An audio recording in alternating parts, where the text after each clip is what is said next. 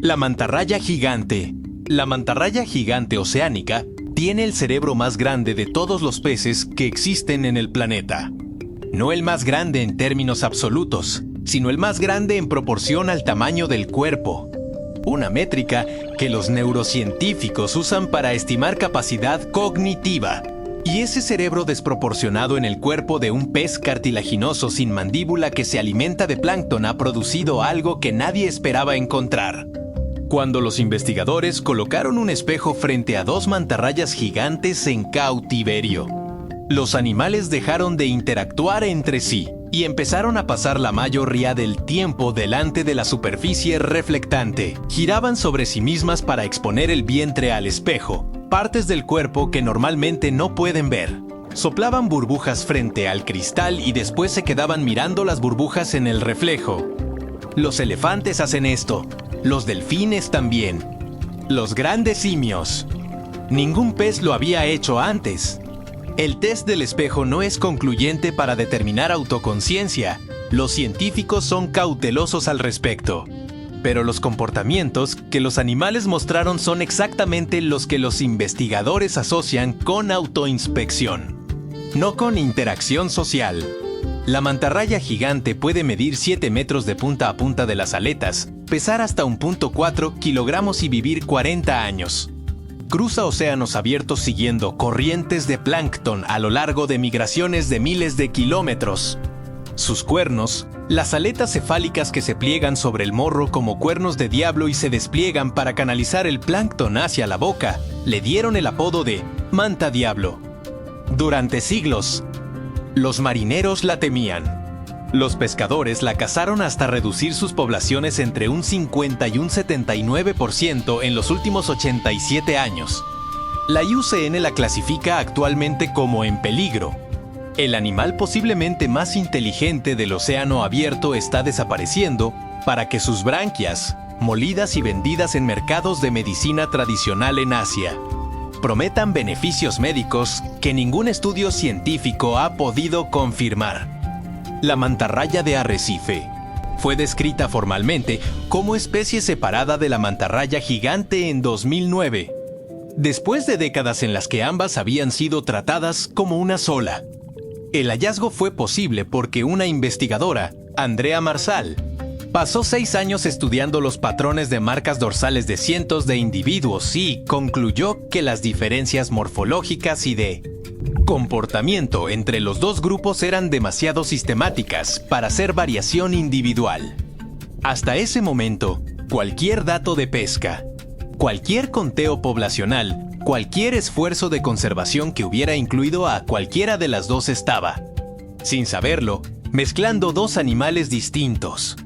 Las consecuencias para entender cuántas había antes de la pesca industrial son irreparables. La mantarraya de arrecife es la más pequeña de las 3 especies de manta, con una envergadura de hasta 5,5 metros. Vive en las costas del Indo-Pacífico, cerca de arrecifes de coral, y es la especie que los buceadores encuentran con mayor frecuencia porque no migra a mar abierto. Tiene un territorio de campeo relativamente reducido y vuelve regularmente a los mismos puntos de alimentación y a las mismas estaciones de limpieza, donde peces pequeños le retiran parásitos y piel muerta en interacciones que puede repetir durante horas. Los investigadores la reconocen individualmente por el patrón de manchas del vientre, que es único en cada animal como una huella dactilar, y tienen documentados individuos concretos durante períodos de más de 2 décadas. Eso significa que hay mantarrayas de arrecife que los científicos conocen por su nombre desde antes de que muchos de sus estudiantes nacieran. La mantarraya del Atlántico fue descrita formalmente como tercera especie en julio de 2025, 15 años después de que la misma investigadora que separó las 2 primeras especies, Andrea Marsal, predijera su existencia basándose únicamente en observaciones morfológicas.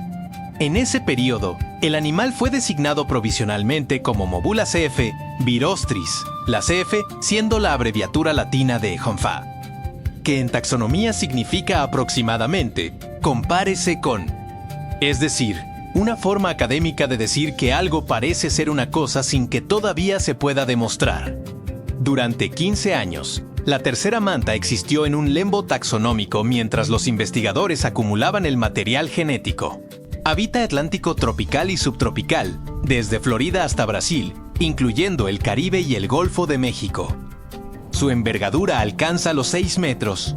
Su patrón dorsal forma una T de color blanco sobre fondo oscuro, mientras que la mantarraya gigante presenta una T cuya base se une completamente en la parte inferior.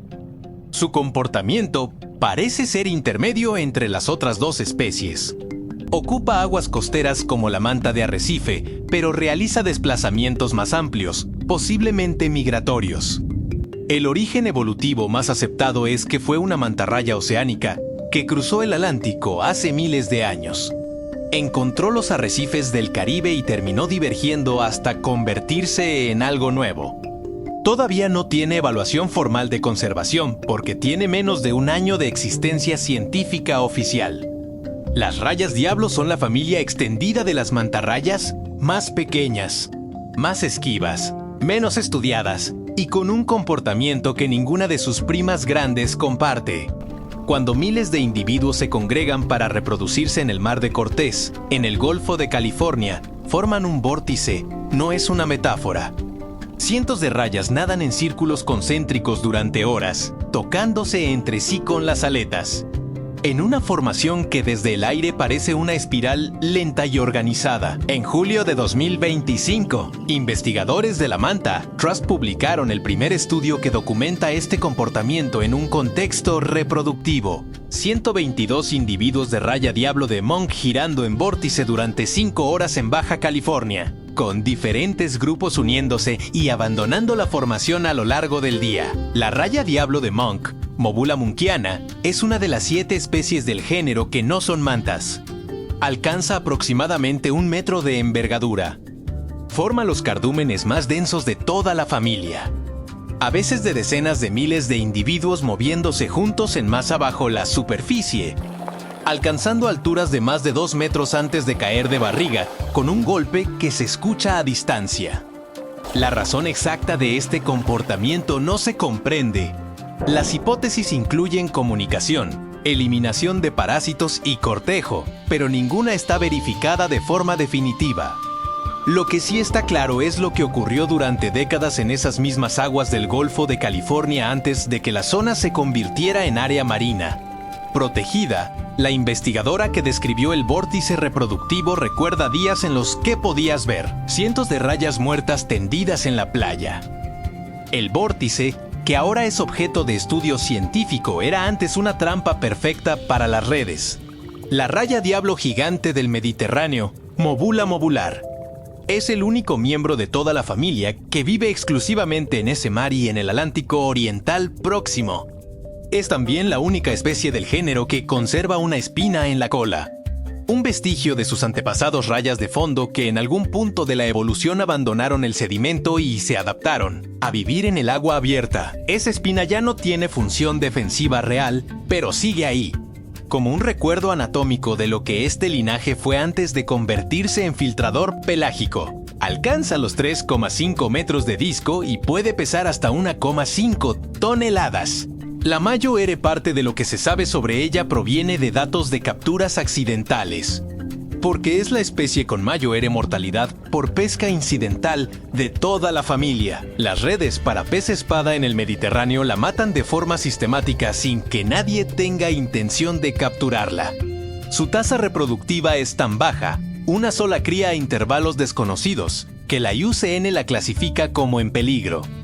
En el Mediterráneo Oriental se han observado agregaciones que los investigadores consideran posibles zonas de apareamiento, lo que las convierte en puntos críticos cuando toda la población reproductora de una especie se concentra en un lugar.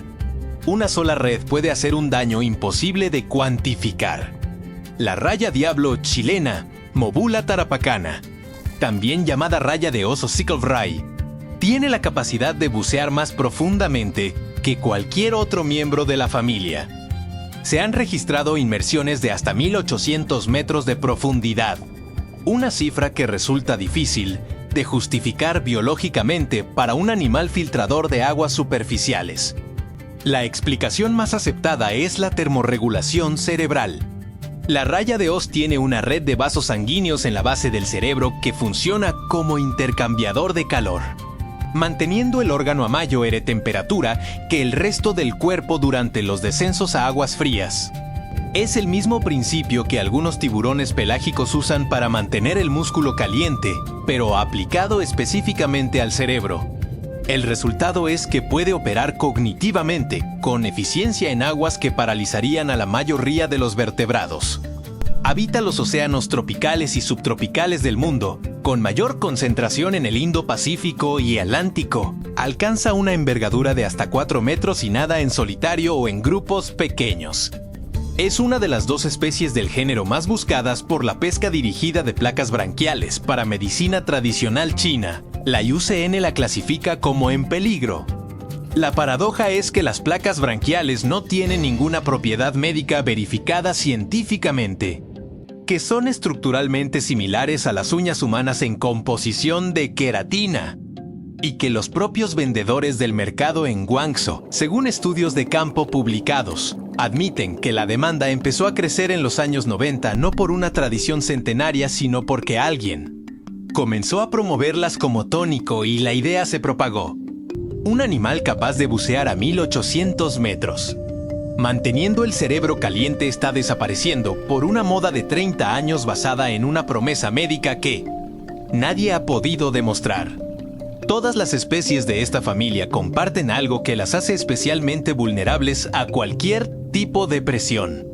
Dan a luz una sola cría por gestación, después de un embarazo de casi un año, y no vuelven a reproducirse hasta que pasan entre 2 y 5 años. Una hembra de mantarraya gigante, que vive 40 años y se reproduce a ese ritmo, puede producir en toda su vida entre 8 y 20 crías en condiciones ideales. Para una especie cuya población ha caído entre un 50 y un 80% en menos de un siglo, ese ritmo reproductivo no es simplemente lento, es incompatible con la velocidad a la que está siendo cazada. El mercado de placas branquiales en China fue prácticamente inexistente antes de los años 90. En 3 décadas construyó una demanda suficiente para llevar a varias especies al borde del colapso. La mantarraya gigante pasó a estar en peligro en 2020. La raya de Oz y la raya diablo gigante del Mediterráneo le siguen en la misma categoría.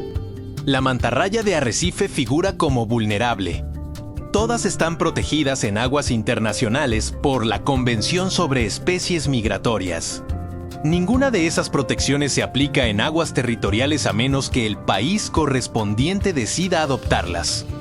Lo que la mantarraya gigante hizo frente al espejo en ese experimento de 2016.